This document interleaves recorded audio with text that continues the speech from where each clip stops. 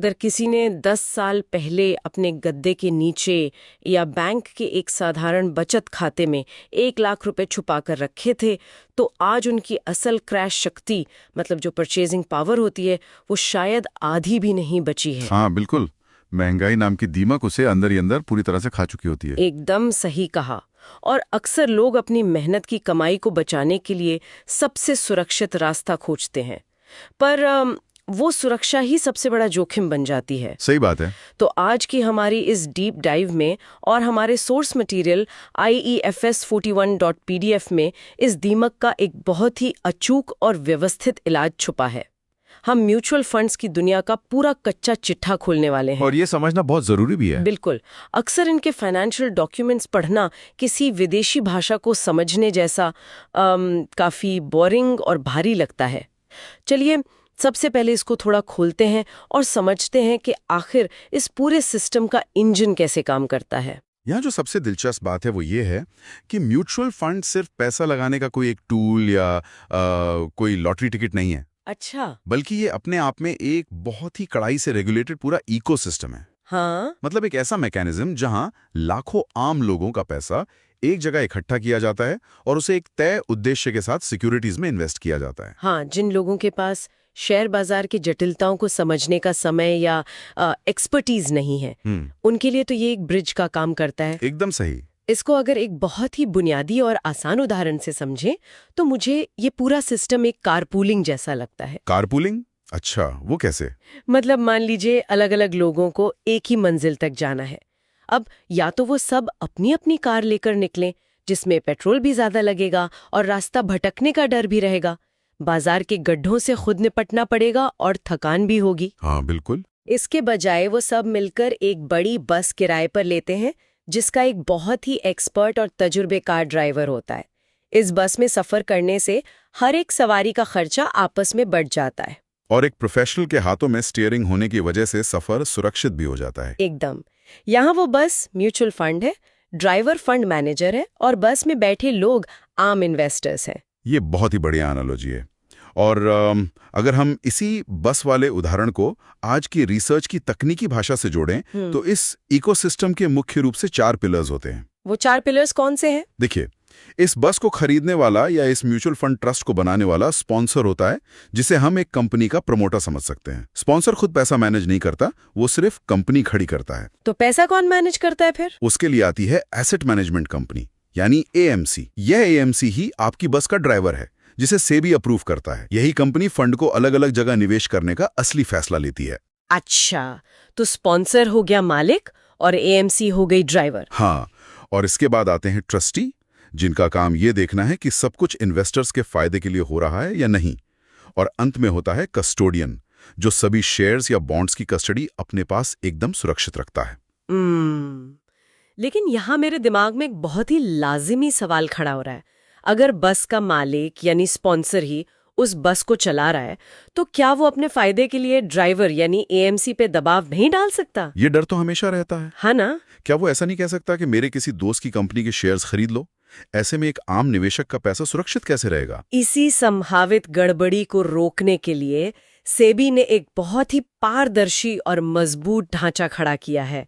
देखिए, सेबी के नियमों के हिसाब से जो ट्रस्टी कंपनी है, उसके कम से कम 2/3 डायरेक्टर्स का इंडिपेंडेंट होना अनिवार्य है। 2/3 मतलब मेजॉरिटी है कि उनका स्पॉन्सर से कोई सीधा संबंध नहीं होना चाहिए। सिर्फ इतना ही नहीं, जो AMC है उसके भी 50% डायरेक्टर्स का इंडिपेंडेंट होना जरूरी है। ओह, अच्छा। इस नियम का सीधा सा कारण यही है कि किसी एक पार्टी का इस पूरे फंड पर एकाधिकार ना रहे। एकदम सही पकड़ा आपने। और एक और बहुत दिलचस्प पहलू ये है कि अगर कल को AMC बंद भी हो जाती है, तो निवेशकों का पैसा या शेयर्स डूबते नहीं है। वो कैसे? कंपनी बंद हुई तो पैसा तो फल जाना चाहिए। नहीं, क्योंकि वो शेयर्स AMC के पास नहीं, बल्कि उस आजाद कस्टोडियन के पास तिजोरी में रखे होते हैं। वाह, ये तो वाकई एक बहुत ही मजबूत सुरक्षा चक्र है। इस कारपूलिंग और इसके कड़े नियमों को देखकर बड़ा आश्चर्य होता है कि आखिर इसकी शुरुआत भारत में कब और कैसे हुई होगी। इसका इतिहास काफी लंबा है। हाँ, मतलब मैं सोची थी क्या आजादी के बाद से ही हमारे पास इतना व्यवस्थित सिस्टम था? बिल्कुल नहीं। इसका विकास बहुत ही दिलचस्प रहा है, जिसे हम मुख्य रूप से 4 प्रमुख चरणों में मतलब फेजेस में देख सकते हैं। भारत में म्यूचुअल फंड इंडस्ट्री की शुरुआत 1963 में हुई थी। 1963, तब तो मार्केट बहुत ही अलग रहा होगा। बहुत अलग। आजादी के कुछ सालों बाद सरकार को देश के विकास के लिए और बड़े प्रोजेक्ट्स के लिए पैसे की बहुत जरूरत थी, लेकिन आम जनता सिर्फ बैंक या सोने पर भरोसा करती थी। शेयर बाजार को तो एक तरह से जुआ माना जाता था। हाँ, वो तो आज भी कई लोग मानते ही हैं। सही कहा। इसलिए भारत सरकार और रिजर्व बैंक ने मिलकर यूनिट ट्रस्ट ऑफ इंडिया यानी यूटीआई का गठन किया। यह पहला फेज था जो 1963 से लेकर 1987 तक चला। यूटीआई ने 1964 में अपनी पहली स्कीम यूएस 64 लॉन्च की थी। अच्छा, एक मिनट। अगर 1963 से लेके 1987 तक, मतलब लगभग 24 सालों तक मार्केट में सिर्फ यूटीआई का ही अकेला कब्जा था, तो क्या ये निवेशकों के लिए नुकसानदायक नहीं था? आप ऐसा क्यों मानती हैं? क्योंकि मोनोपोली या एकाधिकार तो अक्सर मार्केट में आलस लाता है।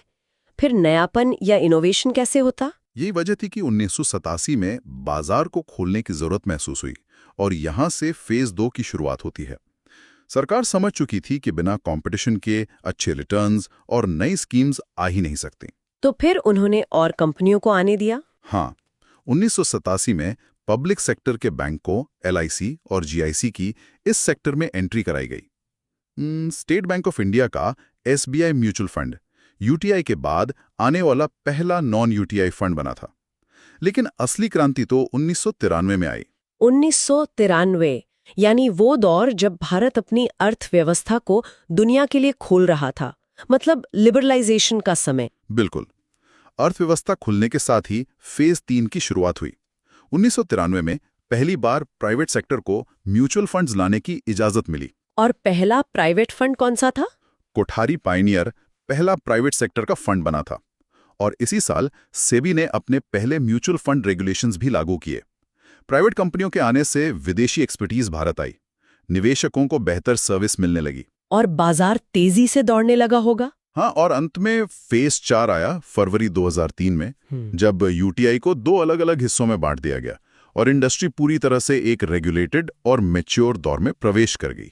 तो इसका मतलब 1993 के बाद से तो मार्केट में जैसे बाढ़ सी आ गई। बिल्कुल। प्राइवेट प्लेयर्स आ गए, ढेर सारी विदेशी कंपनियां आ गई। बिल्कुल, ऑप्शंस की कमी नहीं रही। लेकिन इतने सारे प्लेयर्स के आने से एक नई समस्या भी तो खड़ी हुई होगी। जब सैकड़ों ऑप्शंस हों, तो एक आम निवेशक को कैसे पता चलेगा कि वो सुरक्षित बस में बैठ रहा है या किसी बेकाबू रेस कार में? इस कंफ्यूजन को आखिर कैसे दूर किया गया? इसी कंफ्यूजन को खत्म करने के लिए सेबी ने फंड्स का एक बहुत ही सख्त वर्गीकरण यानी क्लासिफिकेशन कर दिया। आज के समय में हर फंड को अपनी एक तय कैटेगरी में ही रहना पड़ता है। और वो कैटेगरीज कौन सी हैं? मुख्य रूप से इन्हें इक्विटी, डेट, हाइब्रिड और सोल्यूशन ओरिएंटेड स्कीम्स में बांटा गया है। अब देखिए, अगर किसी को रिस्क लेकर शेयर बाजार से ज्यादा रिटर्न चाहिए तो वो इक्विटी फंड चुनता है। हाँ, जिसमें लार्ज कैप, मिड कैप और स्मॉल कैप जैसे विकल्प होते हैं। एकदम सही। और अगर किसी को शेयर बाजार की उठापटक से बचना है और फिक्स्ड इनकम चाहिए तो वो डेट फंड चुनता है। इसमें पैसा सरकारी बॉन्ड्स या सुरक्षित कॉर्पोरेट पेपर में लगता है। और जो लोग दोनों का मजा लेना चाहते हैं, उनके लिए हाइब्रिड फंड्स हैं जो इक्विटी और डेट दोनों में पैसा बांट देते हैं ताकि रिस्क बैलेंस हो जाए। अच्छा, इसके अलावा मैंने एक्टिव और पैसिव फंड्स के बारे में भी बहुत सुना है। इसको समझाने के लिए मेरे दिमाग में एक एनालॉजी आ रही है। हाँ, बताइए। क्या हम एक्टिव फंड को एक मास्टर शेफ की तरह देख सकते हैं? हाँ। मतलब ये शेफ बाजार जाता है, अपनी समाज और रिसर्च से चुन चुन कर ताजी सब्जियां और मसाले लाता है और वो खुद तय करता है कि कौन सा स्टॉक कब खरीदना है या कब बेचना है ताकि सबसे बेहतरीन डिश बने। बिल्कुल सही। वहीं दूसरी ओर जो पैसिव फंड है वो एक सेट रेसिपी या कुकबुक को फॉलो करने जैसा है। जो निफ्टी या सेंसेक्स नाम का इंडेक्स है वही रेसिपी है। फंड मैनेजर बिना अपना कोई अतिरिक्त दिमाग लगाए बिल्कुल उसी इंडेक्स को कॉपी करता है। क्या ये सही तरीका इसे समझने का? ये तुलना इसके तकनीकी फर्क को पूरी तरह से स्पष्ट कर देती है। क्योंकि एक्टिव फंड में वो मास्टर शेफ अपनी एक्सपर्टीज और रिसर्च लगा रहा है, इसलिए उसकी फीस भी ज्यादा होती है। जाहिर सी बात है, मेहनत ज्यादा है तो फीस भी ज्यादा होगी। वहीं पैसिव फंड में मैनेजर को बस एक इंडेक्स की नकल करनी होती है, इसलिए पैसिव फंड्स का खर्च यानी एक्सपेंस रेशियो बहुत कम होता है। तो क्या पैसिव फंड्स हमेशा बेहतर होते हैं? देखिए, पैसिव फंड्स में एक चीज हमेशा ध्यान में रखनी चाहिए जिसे ट्रैकिंग एरर कहते हैं। ट्रैकिंग एरर ये क्या होता है? कभी कभी फंड मैनेजर इंडेक्स को हूबहू कॉपी नहीं कर पाता। कुछ कैश बच जाता है या शेयर खरीदने में देरी हो जाती है। ये ट्रैकिंग एरर जितना कम होगा वो पैसिव फंड उतना ही बेहतर माना जाएगा। समझ गई। और इन फंड्स के स्ट्रक्चर में भी तो ओपन एंडेड और क्लोज एंडेड का फर्क होता है। एक आम निवेशक के लिए इनका क्या मतलब है? कोई अपना पैसा क्लोज एंडेड फंड में लॉक क्यों करना चाहेगा? ये एक बहुत अच्छा सवाल है। ओपन एंडेड फंड्स वो होते हैं जिन्हें किसी भी वर्किंग डे पर बाजार की मौजूदा कीमत पर खरीदा या बेचा जा सकता है। इनकी सबसे बड़ी खासियत इनकी लिक्विडिटी है। मतलब आप जब चाहे पैसा निकाल सकते हैं। हाँ, वहीं क्लोज एंडेड फंड्स का एक तय मैच्योरिटी पीरियड होता है, जैसे 3 या 5 साल। इन्हें सिर्फ शुरुआत में यानी एनएफओ के दौरान ही खरीदा जा सकता है। एनएफओ मतलब न्यू फंड ऑफर, है ना? जी बिल्कुल। और जो सोर्स डॉक्यूमेंट है वो साफ कहता है कि एनएफओ अधिकतम 15 दिन के लिए ही खुले रह सकते हैं। अब सवाल यह है कि लोग इसमें पैसा क्यों फंसाएंगे? हाँ, वही मेरा भी सवाल है। दरअसल कभी कभी फंड मैनेजर कुछ ऐसी कंपनियों में निवेश करना चाहता है जिन्हें बढ़ने में समय लगेगा।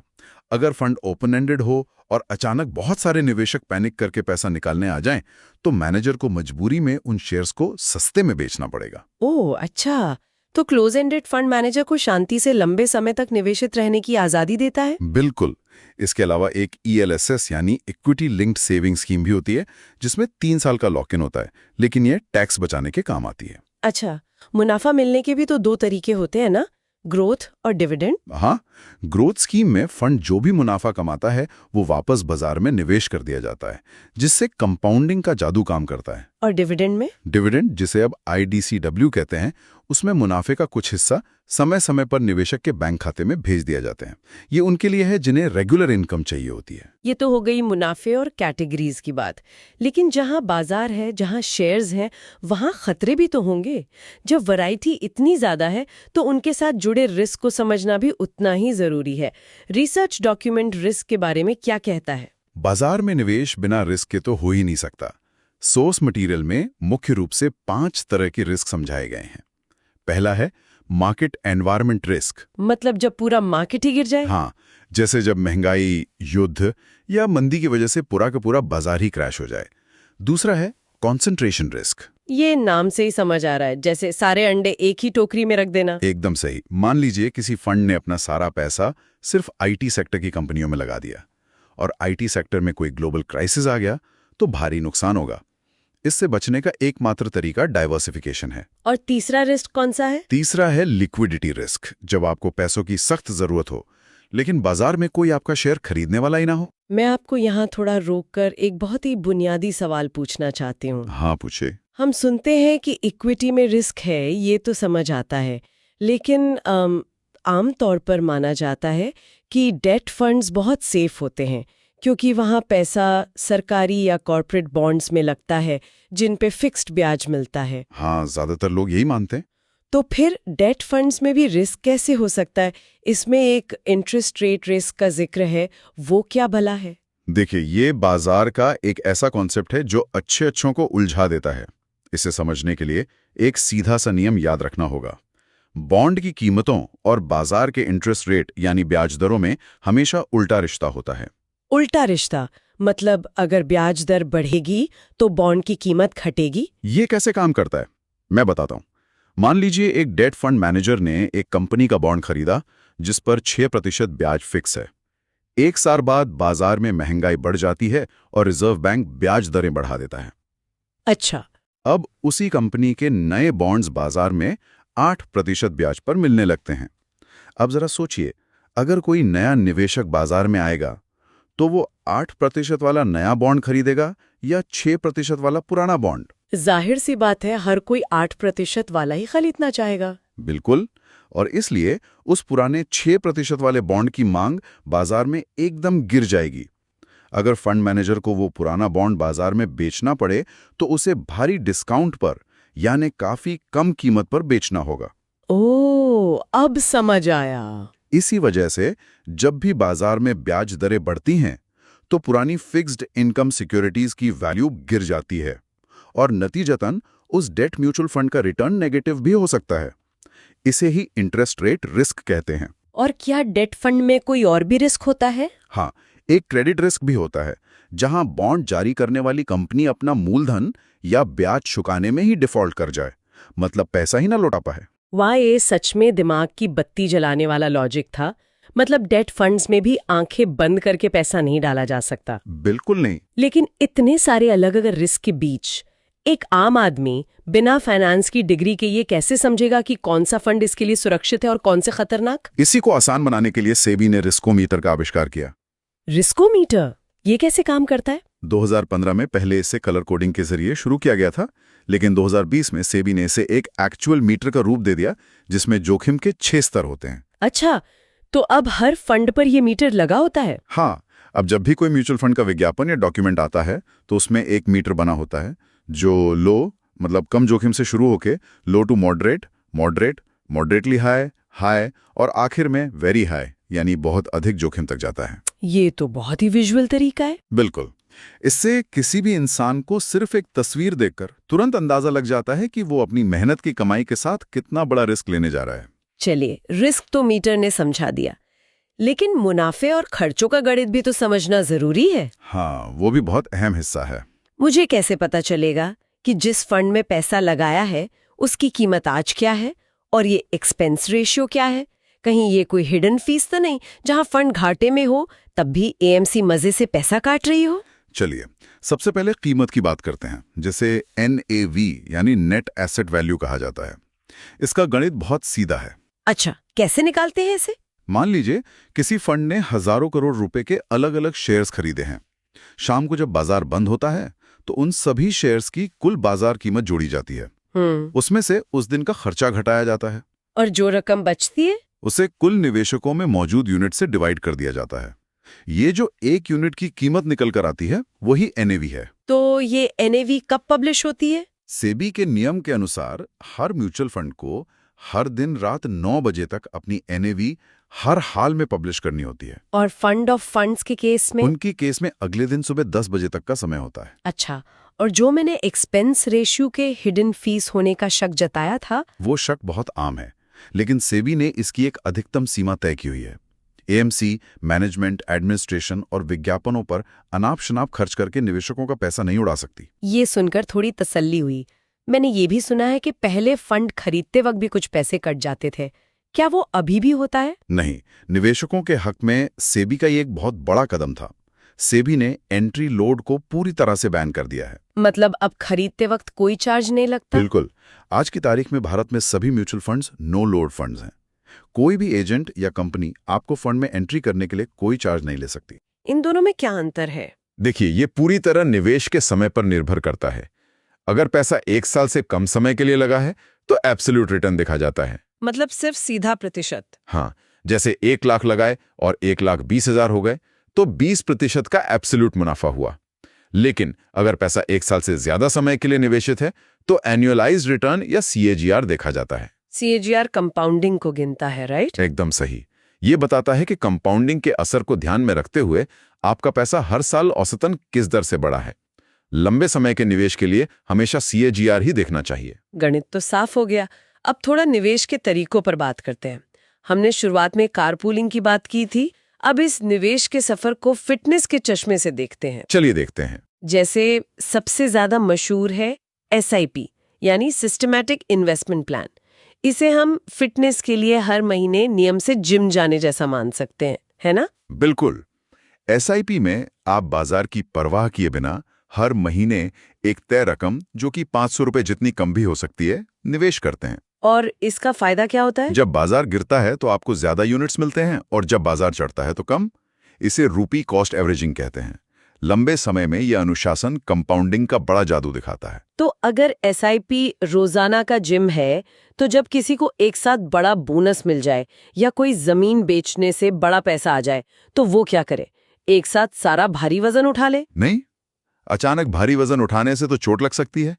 अगर कोई एक ही दिन सारा पैसा इक्विटी में डाल दे और अगले दिन बाजार क्रैश हो जाए तो भारी नुकसान होगा। तो फिर ऐसे समय के लिए क्या तरीका है? ऐसे समय के लिए STP यानी सिस्टमैटिक ट्रांसफर प्लान होता है। मतलब ये किसी हैवी वर्कआउट से पहले वार्म अप करने जैसा है? सही पकड़ा आपने। आप उस बड़ी रकम को पहले एक सुरक्षित लिक्विड या डेट फंड में पार्क कर देते हैं। वहां आपको बचत खाते से थोड़ा बेहतर रिटर्न मिलता रहता है। और फिर वहां से पैसा इक्विटी में जाता है। हाँ, फिर उस सुरक्षित फंड से हर महीने एक तय रकम इक्विटी फंड में ट्रांसफर होती है। इससे बाजार की वॉलेटिलिटी का रिस्क काफी कम हो जाता है। और आखिर में होता है SWP, यानी सिस्टमैटिक विथड्रॉल प्लान। ये तो ऐसा लगता है जैसे रिटायरमेंट के बाद अपनी बनाई हुई अच्छी सेहत और जोड़ों की मजबूती का फायदा उठाना। बिल्कुल, SWP उन लोगों के लिए बेहतरीन रणनीति है जो अपनी जमा की हुई पूंजी से रेगुलर इनकम चाहते हैं। इसमें पैसा कैसे मिलता है? इसमें आपका सारा पैसा एक साथ बाजार से बाहर नहीं आता, बल्कि हर महीने एक तय रकम आपके खाते में आती रहती है और बाकी बचा हुआ पैसा बाजार में बढ़ता रहता है। इतने बड़े सिस्टम को सुनकर एक सवाल मन में बार बार आता है। इस बाजार में लाखों करोड़ों रुपए लगे हैं, तो इस पूरी व्यवस्था को ईमानदारी से चलाने की जिम्मेदारी आखिर किसकी है? इनमें बहुत बड़ा तकनीकी और व्यवहारिक अंतर है। सेबी सरकार द्वारा बनाई गई एक वैधानिक रेगुलेटरी बॉडी है। अच्छा, हम इसे मार्केट की पुलिस या सुप्रीम अथॉरिटी समझ सकते हैं। तो सेबी का मुख्य काम क्या है? इसका काम है नियम बनाना, उल्लंघन करने वालों पर जुर्माना लगाना और बाजार को सुरक्षित रखना। 1996 के जो मुख्य म्यूचुअल फंड नियम है वो सेबी ने ही बनाए हैं। और एमफी क्या है फिर? दूसरी तरफ एमफी, जिसे 1995 में बनाया गया था, वो एमसी कंपनियों का अपना एक ग्रुप है। मतलब ये कोई सरकारी रेगुलेटर नहीं है? नहीं, एमफी एक नॉन प्रॉफिट और सेल्फ रेगुलेटरी ऑर्गेनाइजेशन है जिसे एसआरओ भी कहते हैं। इसका काम पुलिसिंग करना नहीं, बल्कि इंडस्ट्री में कोड ऑफ कंडक्ट बनाए रखना, एथिक्स को प्रमोट करना और निवेशकों को जागरूक करना है। अच्छा, और जो डिस्ट्रीब्यूटर या बैंक वाले हमें ये फंड्स बेचते हैं, क्या उन पर भी कोई नियंत्रण होता है, या कोई भी टाई पहनकर म्यूचुअल फंड बेचना शुरू कर सकता है? बिल्कुल नहीं। सेबी ने यह अनिवार्य किया है कि जो भी व्यक्ति म्यूचुअल फंड बेचना चाहता है उसे पहले NISM का एक सख्त सर्टिफिकेशन एग्जाम पास करना होगा। मतलब बिना एग्जाम पास किए कोई नहीं बेच सकता? नहीं बेच सकता। और उसके बाद उसे एमफी से रजिस्ट्रेशन करवाकर एक ARN नंबर लेना होता है। यह सुनिश्चित करता है कि बेचने वाले को खुद पता हो कि वो क्या बेच रहा है। एक आखिरी चीज जो इस रिसर्च में दिखी वो थी AIF या ऑल्टरनेटिव इन्वेस्टमेंट फंड्स। ये क्या चीज है और ये आम फंड से अलग कैसे है? अगर आम म्यूचुअल फंड सेबी के नियमों पर चलने वाली पब्लिक बसें हैं, जहां कोई भी 500 रुपए की टिकट लेकर बैठ सकता है, तो AIF प्राइवेट चार्टर्ड जेट्स की तरह है। ओह, प्राइवेट जेट्स। तो ये किसके लिए होते हैं? ये उन बहुत अमीर लोगों, संस्थाओं या विदेशी निवेशकों के लिए होते हैं जो करोड़ों रुपए निवेश कर सकते हैं। क्योंकि इसमें बैठे लोग बहुत अमीर हैं और ज्यादा रिस्क ले सकते हैं, इसलिए AIF उन 1996 वाले आम म्यूचुअल फंड नियमों के दायरे में नहीं आते। तो ये कहाँ पैसा लगाते हैं? ये ऐसे स्टार्टअप्स, रियल एस्टेट या कॉम्प्लेक्स स्ट्रक्चर्स में पैसा लगाते हैं जहां आम पब्लिक बस नहीं जा सकती। इनका रिस्क और रिटर्न दोनों बहुत अलग स्तर के होते हैं। तो कुल मिलाकर इस पूरी चर्चा को अगर समेटें तो ये बात बिल्कुल शीशे की तरह साफ हो जाती है कि म्यूचुअल फंड्स कोई रातों रात अमीर बनने की स्कीम या किस्मत का खेल नहीं है। बिल्कुल नहीं। ये एक बेहद पारदर्शी और कड़े नियमों से बंधा हुआ सिस्टम है। इसमें बाजार के जोखिम तो है, लेकिन अगर अर्थव्यवस्था बढ़ रही है और कोई इंसान अनुशासन के साथ लंबे समय तक निवेशित रहे तो ये वेल्थ क्रिएट करने का एक बहुत ही लॉजिकल तरीका है। बिल्कुल, जानकारी और अनुशासन ही यहाँ सबसे बड़े हथियार हैं। इस व्यवस्था का पूरा आर्किटेक्चर सिर्फ इसीलिए बनाया गया है ताकि छोटे से छोटे निवेशक का पैसा भी उसी प्रोफेशनलिज्म से मैनेज हो सके जैसे किसी अरबपति का होता है। एकदम सही।